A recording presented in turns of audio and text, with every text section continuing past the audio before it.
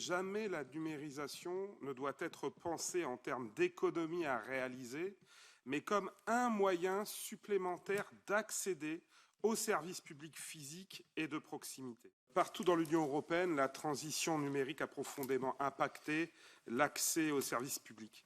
Je le dis ici d'emblée, jamais la numérisation ne doit être pensée en termes d'économie à réaliser, mais comme un moyen supplémentaire d'accéder aux services publics physiques et de proximité.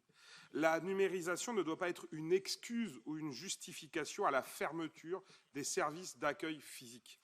Si cette numérisation apporte certains bénéfices, elle peut également devenir un calvaire pour bon nombre d'Européens. Et évidemment, cela touche et impacte principalement les plus vulnérables, dont les millions de personnes en situation de handicap vivant dans l'Union européenne, pour lesquelles, par exemple, de nombreux sites Internet ne sont toujours pas accessibles. Il en va de même pour les personnes âgées, les plus précaires, ou les personnes en situation d'électronisme, phénomène qui touche encore en 2021 14% de la population européenne.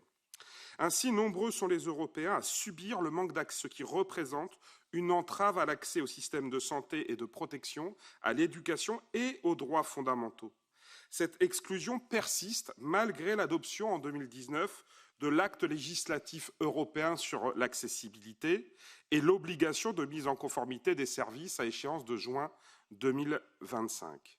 C'est pourquoi l'Union européenne et les États membres doivent certes avancer sur la stratégie numérique en démocratisant la digitalisation, par exemple également à travers la formation et l'apprentissage des notions numériques de base ou en facilitant l'accès aux équipements numériques, mais également en respectant enfin les exigences prises dans l'acte législatif européen sur l'accessibilité pour garantir l'effectivité des droits au plus grand nombre.